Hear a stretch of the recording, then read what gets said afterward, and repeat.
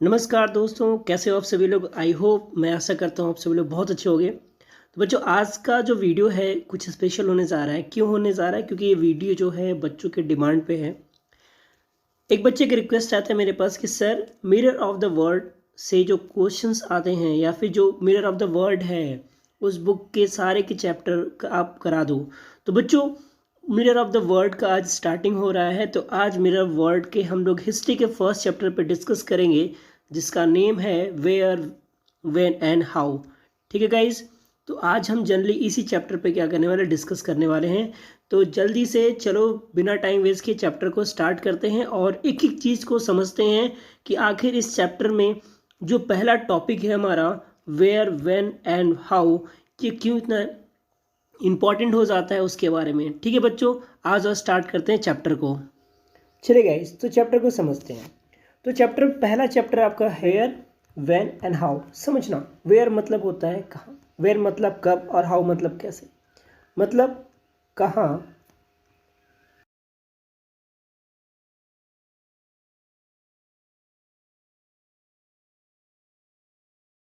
Incident हो जाता है।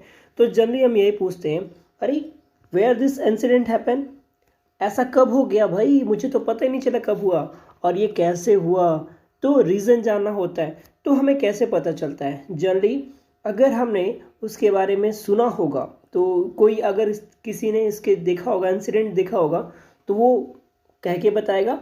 तो बाई स्पीच, स्पीच के थ्रू बताएगा। या फिर जैसे कल हुआ, इंडिया और पाकिस्तान का मैच हुआ, इंडिया और पाकिस्तान का मैच हुआ, तो इसके बारे में अगर हम मिस कर दिए टेलीविज़न को, तो नेक्स्ट डे हमें न्यूज़पेपर में मिलता है। कहाँ मिलता है बच्चों? हमें न्यूज़पेपर में इसके बारे में जानकारी मिलती है। तो कहाँ से मिला? हमें न्यूज़पेपर से मिला। या फिर जो एंशियंट टाइम में हुआ था, जनरली हमें इसी के बारे में बात करना है बच्चों। जो एंशियंट टाइम में हुआ था उसके बारे में नॉलेज कैसे हुई? तो जो एंशियंट टाइम में हुआ वो बुक्स से हमें नॉलेज हुआ। जो बुक्स लिखे गए थे उससे हमें पता चला। होता क्या था एंशियंट टाइम में मेरे डियर स्टूडेंट्स? एंशियंट टाइम में जो किंग होते थे, वहाँ पे जो भी किंग होते थे वो क्या करते थे, अपनी जो भी अच्छी बातें होती थी वो क्या करते थे, जो स्टोन होते थे उस पर क्या करते थे, प्रिंट करा देते थे। स्टोन में प्रिंट करा देते थे, लिखवा देते थे पूरा जो भी चीज़ हुआ होता है। ठीक है, स्टोन में क्या करते थे, प्रिंट करा देते थे। और उसी स्टोन की वजह से ना बाकी आगे जो चल के ना हमें नॉलेज हुआ कि ऐसा उस चीज़ टाइम हुआ रहा होगा। ठीक है, चलो देखो बात करते हैं। देखो एशियंट, क्लास 6 में भी आपको ये चैप्टर मिला होगा। तो ये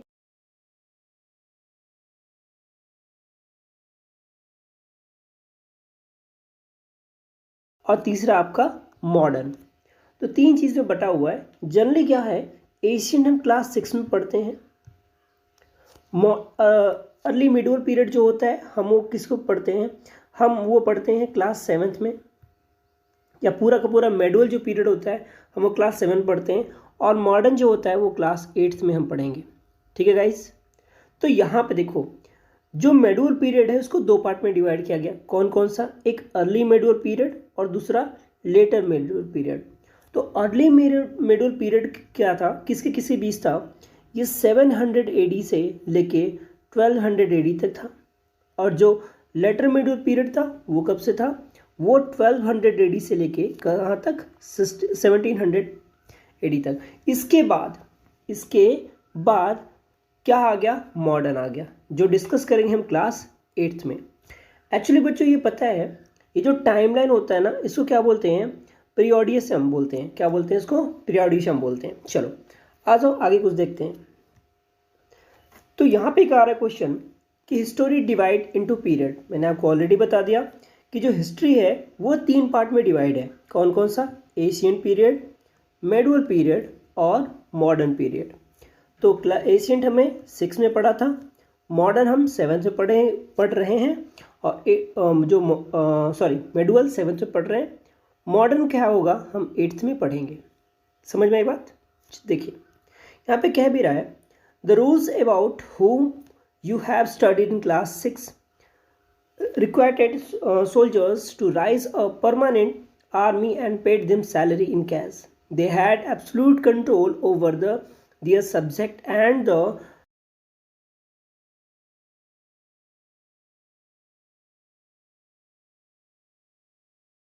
and with their kingdom. However, generally these rulers choose the rule according to the Raj Dharma and the advice of the council of minister. तो एक यहाँ पे बड़ा अच्छा वर्ड है बच्चों, मैंने एक लाइन को 2 बार पढ़ दिया, आप लोग उस पर गौर मत करिएगा। यहाँ एक बड़ा अच्छा वर्ड है राजधर्मा, समझना राजधर्मा है क्या। राजधर्मा मतलब क्या है कि जो भी सल्तनत होगी या फिर जो भी एम्पायर होगा, ठीक है, जो भी क्या होगा बच्चों, एम्पायर होगा, उस एम्पायर के अकॉर्डिंग सारा का सारा काम होगा। अगर एम्पायर ने कह दिया कि ये चीज़ होना चाहिए तो ये चीज़ होना चाहिए, यानी सबसे बड़ा जो होगा वो क्या होगा, किंग होगा। सबसे बड़ा क्या होगा, किंग होगा, वहाँ का राजा होगा, और इसी के अकॉर्डिंग बनाया जाएगा एम्पायर, क्योंकि राजा और प्रजा से मिलके क्या बनता है, एक पूरा पूरा साम्राज्य बनता है। तो यह हम कह सकते हैं किंग और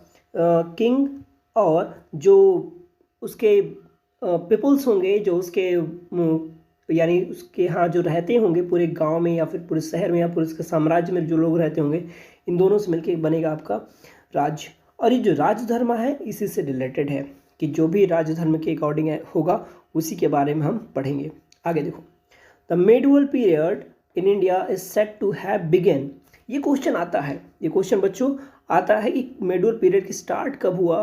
तो बच्चों इसको आप नोट करके याद कर लेना कि जो मेडिवल पीरियड हुआ, the medieval period start in India is set to have begun in the 8th century and lasted till the 18th century। अब समझना, अगर ये अच्छा, अभी चलो एक छोटा सा आपसे कॉमन सा क्वेश्चन पूछता हूँ मेरे प्यारे बच्चों कि अभी कौन सी सेंचुरी चल रही है। यस डेफिनेटली यू से सर 21st century चल रही है।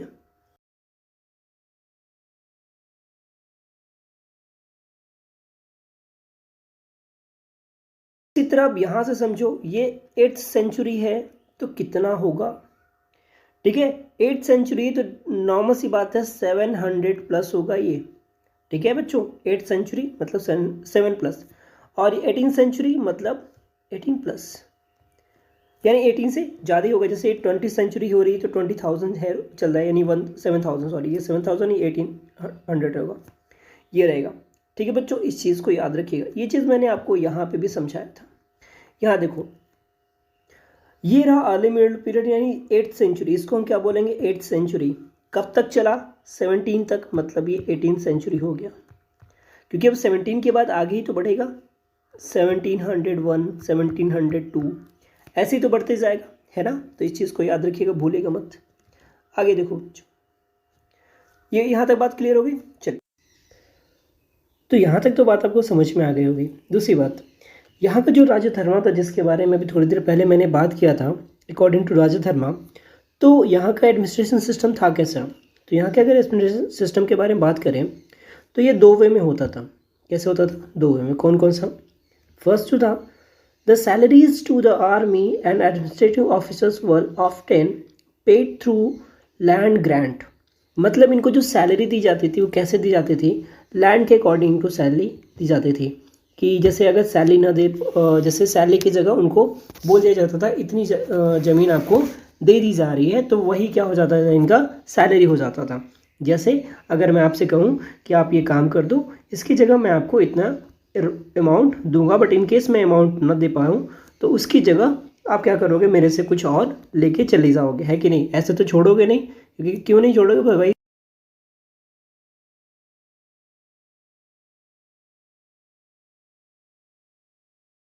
दूसरा तरीका क्या था, the subordinate chiefs under the king played important role in the victory of the king in the war. They also paid tribute or taxes to the king to show their loyalty to him.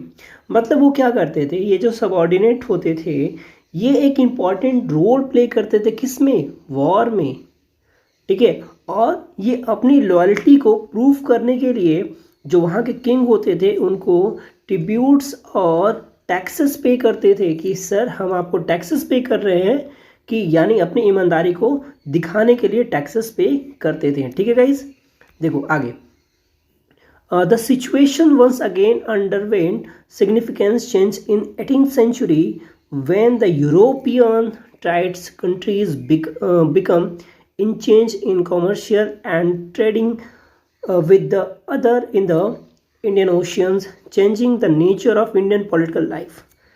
मतलब क्या हो बच्चों, जब आपको पता है कि जैसे ही ब्रिटिश इंडिया कंपनी भारत में आना स्टार्ट की, इंडिया में उसका आगमन हो गया, वैसे ही सब चीज़ें क्या हो गई, बदलती गई। क्योंकि स्टार्टिंग में जब 1600 में जब ब्रिटिश ईस्ट इंडिया कंपनी यहाँ पे आई थी, पहले ये ब्रिटिश कंपनी थी, ब्रिटिश ईस्ट इंडिया कंपनी तो बाद में इसका नाम हुआ, ठीक है। तो जब ब्रिटिश ईस्ट इंडिया कंपनी या फिर जो ब्रिटिशर्स थे वो इंडिया में आए, तो इनका जो एक काम था वो ये था कि यहाँ पे ट्रेड करना चाहते थे। क्या करना चाहते थे? केवल ट्रेड करना चाहते थे। बट ये धीरे धीरे क्या हो गए, ग्रीडी होते ही चले गए, लालची हो गए, और देखा कि इंडिया के पास तो बहुत सारा पैसा है, तो क्या इन सारे पैसे को हम ले नहीं सकते? बिल्कुल बिल्कुल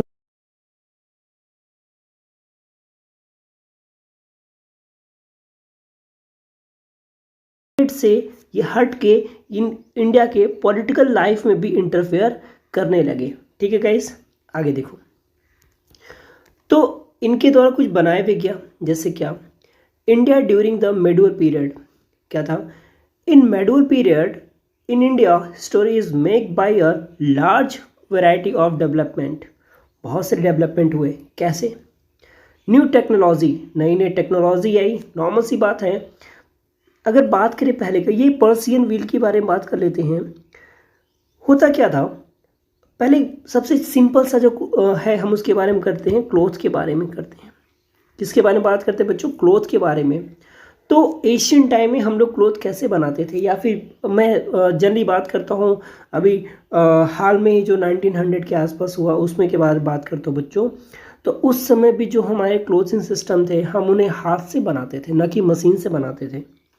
तो अगर देखा जाए, टेक्सटाइल जो आया इंडिया में वो कहीं ना कहीं ब्रिटिशर्स की ही देन थी, जिसकी वजह से टेक्सटाइल्स का इतना ज़्यादा व्यापार हुआ। ये बात अलग है कि जो ब्रिटिशर्स थे यहाँ से जो रॉ मटेरियल लेते थे उसको क्लोथ बना के इंडिया में फिर आके हाई रेट पे बेचते थे, वो तो डिफरेंट बात है। वो गया क्या हो गया, बिल्कुल डिफरेंट बात। लेकिन कहीं ना कहीं एक नई टेक्नोलॉजी इन्होंने दिया। आ जाओ टॉपिक पे। Okay, like Persian wheel in irrigation, the spinning wheel in having, and the firearms in combat. New board, foods and beverage were introduced in the subcontinent by the people who came from outside. Normal सी बात है। अगर बच्चों आप देखो, India में ही अगर मान लीजिए इंडिया है, ठीक है, इंडिया ये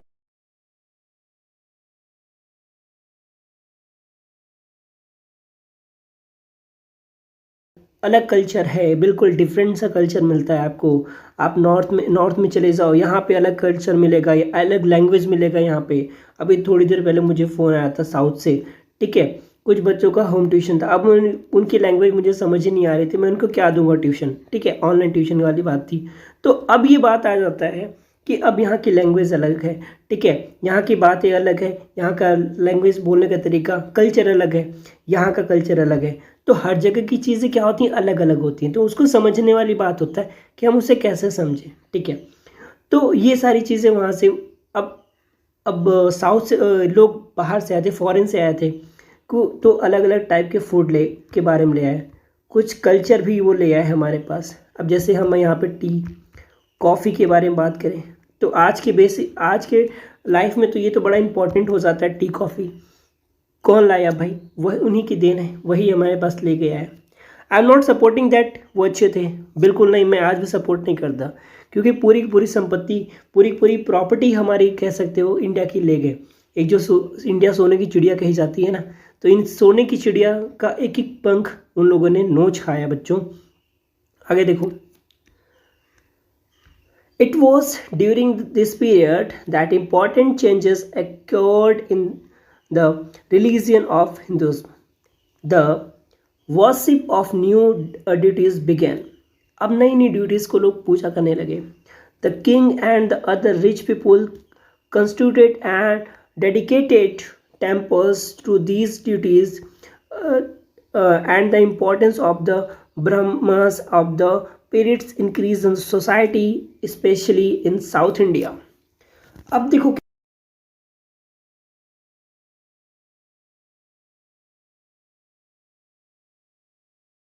टेम्पल, ठीक है, साउथ इंडिया में ये टेम्पल है, कहाँ पे है?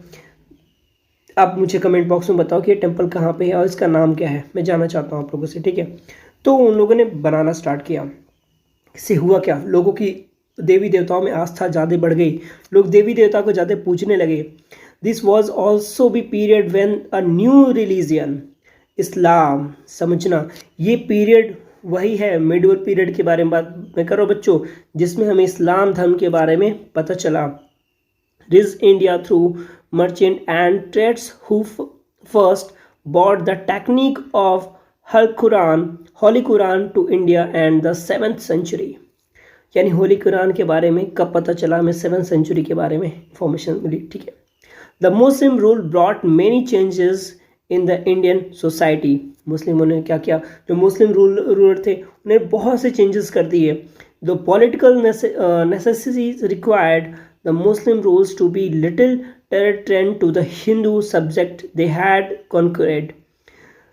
ओके, आगे देखो क्या कह रहा है। that was the new situation gradually gave rise to Bhakti movement and Sufis in the Hindu and the Muslim societies respectively. Both these movements tried to establish the devotion and along the basics of religion। मतलब ये जो भक्ति movement और या फिर Sufis movement जो start हुआ वो अपनी अपनी धर्म को बढ़ावा देने के लिए, यार हिंदू कहते थे हिंदू अच्छा, मुस्लिम कहते थे मुसलमान अच्छा, तो ये दोनों क्या करते थे आपस में ही अपने धर्म को लेके मूवमेंट चलाते थे। और the medieval period in India can be studies under the following 3 hands. 3 part में अगर हम इसको डिस्कस करें तो कर सकते हैं। कौन सा? First, the rise of new social and political group, it means the beginning of the 8th century। The rise of new social and political groups, यानी सोशल मतलब जो सामाजिक मुद्दे के बारे में बात करते हैं उन ग्रुपों के बारे में, और जो पॉलिटिकल मुद्दे उनके बारे में। जैसे पॉलिटिकल कौन हो गए? पॉलिटिकल मुद्दों के बारे में बात करें तो बच्चों हम बात करेंगे किन के बारे में? जो हमारे राजनेता होते हैं, ठीक है, पॉलिटिशियन होते हैं उनके बारे में, जैसे हमारे पीएम मोदी हो गए, योगी जी हो गए, इनके बारे में। और सोशल मतलब जो सोशल यानी जिनका किसी भी बेनिफिट से कोई मतलब नहीं होता, ठीक है, वो केवल अपने मन से दूसरों की सेवा करना चाहते हैं, that is called a social, ठीक है। दूसरी, द दिल्ली सल्तनत, जो कब से कब स्टार्ट हुआ? 12th अर्ली से 16th सेंचुरी तक चला है। थर्ड, जो सबसे इंपॉर्टेंट मुगल रूल, कब से? 16th सेंचुरी से स्टार्ट होकर कब तक हुआ? 18th सेंचुरी तक ये चला, ठीक है बच्चों। इतनी आपको बस बात समझ में आ गई होगी। आगे देखो, यहां पे the geographical framework of Hindustan के बारे में हम बात करेंगे, इसके ज्योग्राफिकल कंडीशन के बारे में, इसका ज्योग्राफिकल एरिया कैसा था उसके बारे में। Our country was known as a number of names of the long duration of the historical past, यानी बहुत से नामों से जाना जाता था। ऐसा नहीं हम लोग तो अभी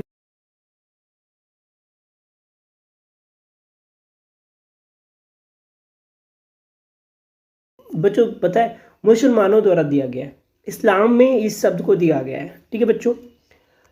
आगे, the historian of the middle period who have given their first hand account of the Indian society generally refer to India as Hindustan, ठीक है। The terms Hindu refer to the region east of the river Sindhu, पहले जिसको क्या बोलते थे? Indus, at the old Persian text. The Hindu did not refer to religion identity of person in those days as it does in modern time। समझना, ये जो Hindu word है ये रिफर किसको करता है? एक रिवर को रिफर करता है, ठीक है, जो क्या थे? सिंधु या फिर इंडस, इसी के नाम पे क्या हुआ? हिंदू इसको बोला गया, हिंदुस्तान बोला गया। आज के समय में अगर हिंदू बोला जाए तो वो जनरली किसी न किसी रिलीजन को इंडिकेट करता है, बट उस टाइम ऐसा कुछ भी नहीं था। उस समय हम किसी रिलीजन को इंडिकेट नहीं करते थे, बल्कि हम एक रिवर की वजह से यहाँ का नाम हिंदुस्तान रखा गया था। Okay guys, the Arab followers his states and called the religion Al Hind and its people Hindi. ठीक है, जो अरब के ट्रेड्स थे वो इंडिया को अल हिंद कहते थे और यहाँ की पीपल को कहते थे Hindi. Later the Turks refer to the people east of the Hindu and the land Hindustan. उन्होंने क्या बोला? हिंदू बोला और लैंड को हिंदुस्तान बोलना स्टार्ट कर दिया। ठीक है, और and their language as Hindavi.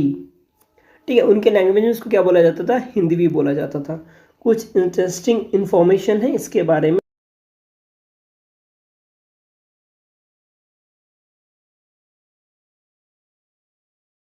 आप कभी भी इसको मिस मत करना, ये बड़ा इंपॉर्टेंट हो जाता है। क्या कह रहा है? मिहाज असिराज, a consiler who wrote in Persian the 13th century, used to terms Hindustan to denote the area of Punjab, Haryana and the land between the Ganga and the Yamuna. मतलब ये पूरा ना, देखो पंजाब के बारे में बात थोड़ा सा मैं आपको मैप यहाँ पे कंस्ट्रक्ट करने की कोशिश कर रहा हूँ। आई होप अच्छा होगा समझना। मैं आपको यहाँ से समझाता हूँ, चलो मालूम है। तो बच्चों यहाँ पे देखो ना, अगर मैं बात करूँ किसकी, मैं बात कर रहा हूँ जनरली। यहाँ पे कुछ ऐसे एरिया हैं जिनके बारे में हम डिस्कस करेंगे। क्या कह रहा है? कौन कौन से एरिया के बारे में? देखो पंजाब, तो ये वाला जो एरिया होता है ये पंजाब है आपका। दूसरा हरियाणा, तो हरियाणा मतलब यहीं पे ये Haryana. Land between Ganga and the Yamuna, तो बच्चों देखो गंगा आपकी यहीं से निकली हुई ऐसे बही है और यमुना भी आपको यहीं से निकल के ऐसे निकलता है। सॉरी यहीं पे मिल जाता है, आगे नहीं जाता ये। तो अब इसके बीच का जो एरिया है, यानी ये पूरा का पूरा साउथ इंडिया के बारे में बात कर रहा है, वो नॉर्थ इंडिया के बारे में बात कर रहा है। तो इस पूरे नॉर्थ इंडिया के बारे में बोला गया, ये क्या है आपका? ये आपका हिंदुस्तान हो गया। ठीक है, इसमें रिफर कर दिया, वो हिंदुस्तान हो गया। ठीक, अमीर खुसरो बड़े अच्छे व्यक्ति थे। ठीक है, बहुत सी किताबें इन्होंने लिखी और इसी में किताब इन्होंने ये भी लिखा। The noted historian and the poet of 14th century used to wrote Hind in his text as verse. It clear that the idea of a geographical and culture entirely like India did exist during this time, but it is also clear that he did not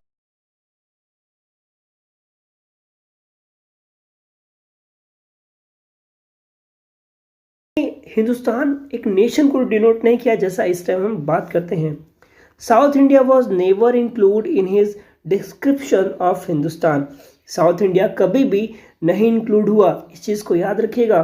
south India was never used in his description of Hindustan. ठीक है बच्चों, आगे देखो।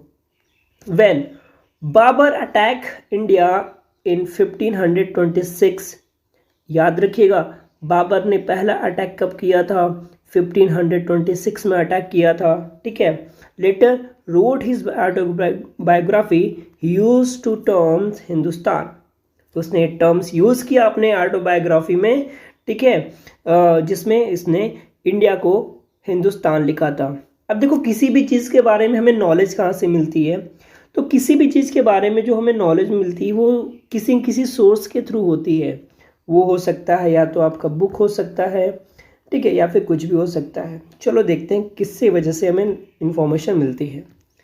Sources के बारे में बात करें, modern historian reconstruct the story of the medieval period with the help of large body of written records, including the chronicles of court historians, official document forms, other literacy work, as well as various archaeological sources like monument, inscription and the coins। Normal सी बात है, मैंने बताया था पहले ही, जो बड़े बड़े शिलालेख या फिर जो पत्थर होते थे उस पर वो लोग अपने मोमेंट्स लिखवा देते थे, इंस्क्रिप्शन डोनेट कर देते थे। उस टाइम पे मिलने वाला जो कॉइन होता था, कॉइन पे भी अपना किंग अपना नाम छपवा देते थे या फिर अपनी फ़ोटो उस पर बनवा देते थे। ठीक है,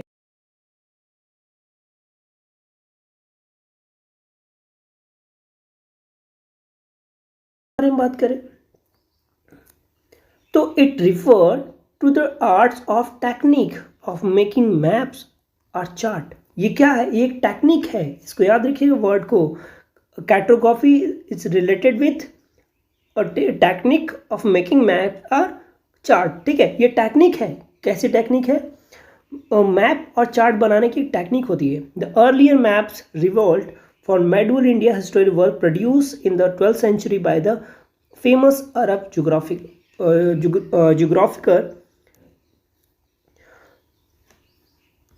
यहाँ पे various and the cartography al Idris, नाम काफ़ी अजीब है, कह सकते हो, अल इद्रिस, इनका नाम याद रखिएगा। इन्होंने ये पूरा एक मैप बनाया। ठीक है, al Idris map, south India is where we would expect to find north India and Sri Lanka, it is island and the top. Some well-known as places are clearly make as Arabic like Kannauj in Uttar Pradesh. Kannauj, आज भी हम कन्नौज के बारे में जानते हैं और उस समय भी के मैप में भी कन्नौज को क्या गया इंडिकेट किया गया था। Another map made by a French cartographer in 1720 shows the map of India subcontinent in modern constant with the coastal area very well denoted as compared to the initial. मतलब बाद में 1720 में एक और कार्टोग्राफी आए, कहाँ के आए भाई? फ्रेंच के आए। कहाँ के आए? फ्रेंच के आए। उन्होंने एक मैप बनाया और इनका जो मैप था बच्चों, इनका जो मैप था वो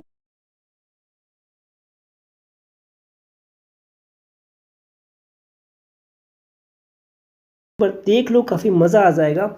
ये रहा बच्चों, देखो ये मैप बना।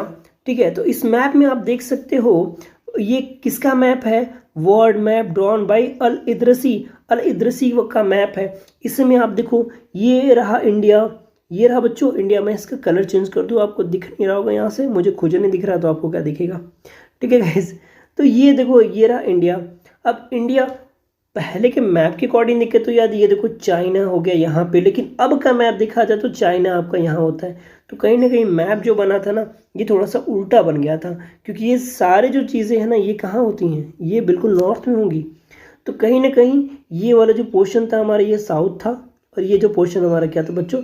नॉर्थ था। इसे अपनी ज्योग्राफी खराब मत कर लेना, बस समझने के लिए आप यहाँ से समझ लो। ठीक है गाइस, चलो आगे देखो। अब कुछ ऐसे ट्रैवलर हुए, जैसे देखो क्या हुआ कि जैसे अगर मान लो आपको मैं कहता हूँ, चलो बच्चों हम लोग प्रयागराज से प्रयागराज से दिल्ली के लिए एक टूर पे निकलते हैं। कहाँ से जाते हैं बच्चों? प्रयागराज से दिल्ली के लिए।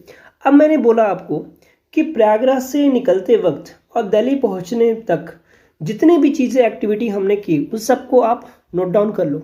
चलो आपने सब कुछ नोट डाउन कर लिया। आज से करीब 100 ईयर्स लेटर या फिर 100-200 साल बाद किसी को ये बुक मिलेगी और हो सकता है उस समय दिल्ली की कंडीशन कुछ बदल जाए, प्रयागराज की कंडीशन कुछ बदल जाए, तो वो बुक को पढ़ेगा, है कि नहीं? पढ़ेगा, डेफिनेटली सी बात पढ़ेगा। तो बच्चों जब वो बुक को पढ़ेगा तो वो देखेगा कि काफ़ी चीज़ें क्या हो गई, बदल गई हैं। बहुत सी चीज़ें क्या हैं? बदल गई हैं। जब बहुत सी चीज़ें चेंज हो गई तो वो बता सकता है कि ये पहले ऐसा होता था और अब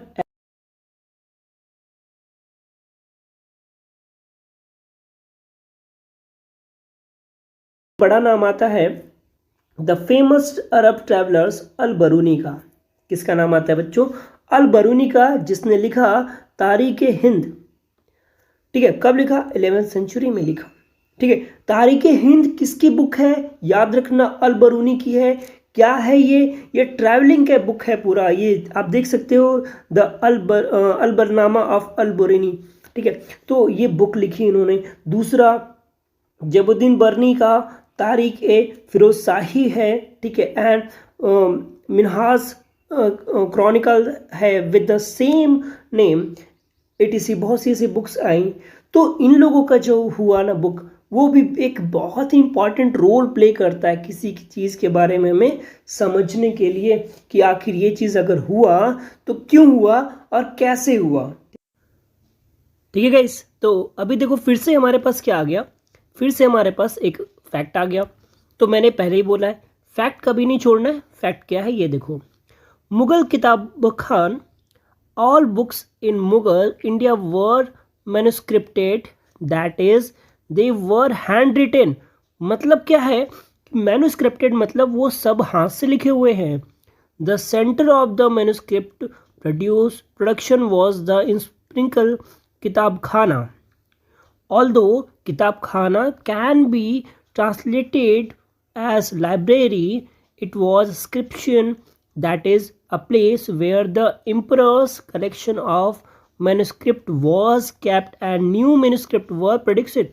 मतलब कि यहाँ पे क्या होता था, सारे के सारे बुक्स लिखे जाते थे और ये जो था ना एक टाइप का लाइब्रेरी, जैसे आप इस समय देख सकते हो ना, बहुत सी लाइब्रेरी आपको बहुत जगह मिल जाएगी. तो वहाँ पे जाके हम क्या होते हैं, वहाँ पे बहुत सारे बुक्स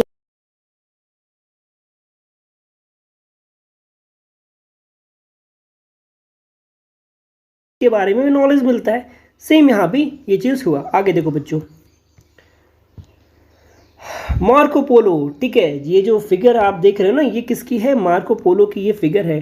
ठीक है, क्या कहते हैं, देखो डॉक्यूमेंट एंड लिटरेसी के बारे में बात है. जो चीज़ें डॉक्यूमेंट मिला, जो हमें लिखी हुई चीज़ें मिली उसके बारे में. A farman was a royal order. I am sorry, this is not a farman, this is a farman. This is a farman. कहते हैं ना, इसके खिलाफ फरमान जारी हुआ है. जो फरमान होता है, फरमान में सीधी बात कही जाती है. और जो फरमान होता है वो कौन जारी करता है, वो जारी करने वाला होता है किंग. जो वहाँ का राजा होता है वो फरमान जारी करता है. ठीक है, तो वो क्या होता था, वो एक रॉयल ऑर्डर होता था. तो ये जितने भी फरमान जारी होते थे ना, वो सब क्या होते थे, रिकॉर्डेड होते थे.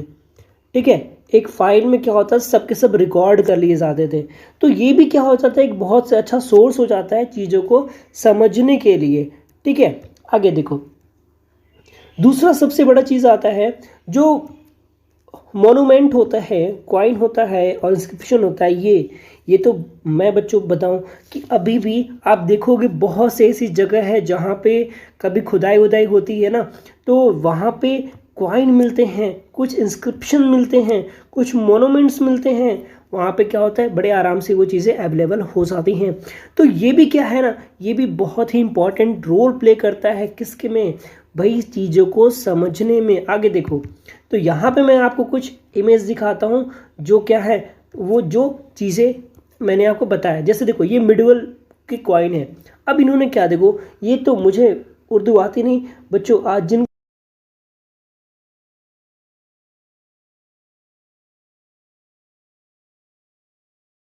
ठीक है, इन दोनों कॉइन में क्या लिखा हुआ है आप मुझे कमेंट बॉक्स में ज़रूर बताना. ठीक है, और ये चोला इंस्क्रिप्शन, अब ये देखो किसमें, साउथ में. ठीक है, किस में है, साउथ में गिवन है. ये इसका वर्ड आप देख सकते हो, ये बिल्कुल साउथ में लिखा हुआ है. तो जो बच्चे साउथ के हैं, अब वो मुझे बता सकते हो कि ये आखिर लिखा क्या है. ठीक है बच्चों, तो ये दोनों चीज़ें हैं. यहाँ से कॉइन से भी हम, अब जो चीज़ें यहाँ लिखी होंगी, हो सकता है किसी वहाँ के किंग के बारे में लिखा हो या फिर उस चीज़ के बारे में लिखा हो, तो वहाँ से इसके बारे में आपको इन्फॉर्मेशन मिल जाती है. दूसरा देखो, टेम्पल के बारे में. ठीक है, तो जो राजा हो, एक मिनट बच्चों, हाँ, जो वहाँ के किंग हुए तो वो क्या होते थे, अब जिनकी जिसमें आस्था वैसा वो करते थे. कुछ लोगों ने मस्जिद बनवाया, कुछ लोगों ने मंदिर बनवाया, जिससे जिसकी इच्छा वैसे बनता चला गया. तो यहाँ पे है the Red Fort from Jama Masjid in Delhi and the Taj Mahal and Agra Fort at the Agra are example of the great Mughal stylish of architecture. Normal सी बात है. आगरा के ताजमहल की बात करें तो ये 7 वंडर में आता है कि नहीं बच्चों, और देखने में भी बेतहा बहुत ही खूबसूरत लगता है ये. ठीक, उसी तरह हिंदुओं में भी ऐसे बहुत से हुए, जैसे आप बहुत से देख सकते हो. जैसे साउथ में खासकर आपको बहुत से टेंपल मिलेंगे, जैसे सन टेंपल हो गया. ये सन टेंपल तो आपको उड़ीसा में कोणार्क मंदिर है. ठीक है, तो ये भी सारे के सारे टेंपल क्या है, यहाँ पे जब आप जाओगे ना, तो इनके जो वॉल पे होता है, इनके जो वॉल है, इस वॉल पे आप देखोगे काफ़ी कुछ इंस्क्रिप्शन क्या होते हैं, लिखे रहते हैं. तो यहाँ से भी काफ़ी कुछ हमें जानने को मिल जाता है.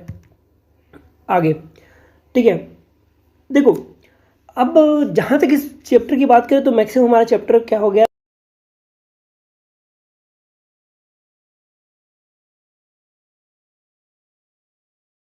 क्या होता था, द किंग.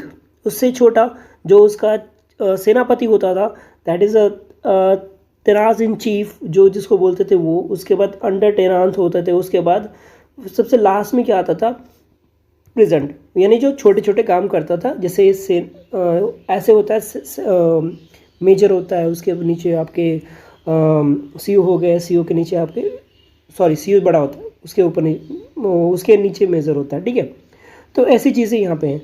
तो मेन अगर पूरे चैप्टर को देखा जाए कि पूरे चैप्टर का अगर ब्रीफ इक्वेशन देखा जाए बच्चों, तो ये रहा, ठीक है। अब इसको जनरली मैक्सिमम बच्चे क्या करते हैं, इस पॉइंट को छोड़ देते हैं, बट आई टोल्ड यू बच्चों, एग्ज़ाम से पहले आप इस पॉइंट को ज़रूर पढ़ के जाया करो, क्योंकि ये जो पॉइंट होता है ना, कह सकते हो पूरे आम का रस निकाल के यहाँ पे आपको दे दिया जाता है, ठीक है। केवल ये आम का रस है, बाकी चीज़ें तो हटा दी गई, उसकी गुठली हटा दी गई है। तो इसको 2 मिनट में रिवाइज कर लेते हैं, चलो। तो इसको रिवाइज कर लेते हैं बच्चों। देखो क्या कह रहा है, the study of history in generally divided into 3 period. कौन कौन सा, ancient, medieval and modern. The medieval period in India is said to be begin in 8th century. कब से स्टार्ट हुआ, 8th सेंचुरी से स्टार्ट हुआ, ठीक है। The medieval Indian history is marked as large variety of development. It was during this period that important change occurred in the religion of Hindu. This was also the period when new religion Islam reached India. Fourth क्या है, the medieval period in India can be studied under the following 3 heads. कौन कौन सा मैंने पहले ही बता रखा है। The rise of new social and political group, फिर दिल्ली सल्तनत, उसके बाद मुगल सल्तनत, ठीक है। उसके बाद the terms Hindu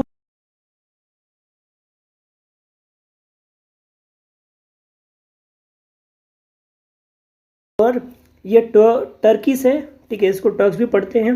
people is to the Indus as Hindu, their land as Hindustan, and their language, India language Hindvi. Okay guys, आगे देखो, एक छोटा सा पॉइंट बचा है, इसको बात, ठीक है। And the main source of for the study of medieval India including literally source like the chronicles and travelers written by the court historian and the foreign travelers who visit India during the period. Other secular texts also help in the contest. तो guys, यहाँ पे आपका chapter क्या होता है, finish होता है। I am so happy आप लोग यहाँ तक मेरे वीडियो में बने रहे। तो बच्चों, मुझे जहाँ तक लगता है कि ये चैप्टर मैंने आपको अच्छे से समझा दिया है। तो मुझे कैसे पता चलेगा, जनरल सी बात है, आप वीडियो को लाइक करें, नीचे कमेंट है, कमेंट करें, और अगर मेरे चैनल पे पहली बार आए तो बच्चों रिक्वेस्ट है, चैनल को सब्सक्राइब किए बिना मत जाना, ठीक है गाइज। बहुत मेहनत से वीडियो बनाई जाती है आप लोगों के लिए, और मुझे बहुत अच्छा लगता है जब आप लोगों की तरफ से कोई ना कोई रिस्पांस आता है। तो चलिए फिर मिलते हैं नेक्स्ट वीडियो में। बहुत ही जल्द मैं इसका चैप्टर 2 भी लेकर आऊँगा। विद इन 1 or 2 days आपको चैप्टर 2 मिल जाएगा। पढ़ाई नहीं रुकनी चाहिए, पढ़ाई करते रहो बच्चों। चलिए फिर मिलते हैं नेक्स्ट वीडियो में, तब तक के लिए अपना ध्यान रखना। हैव अ नाइस डे बच्चों।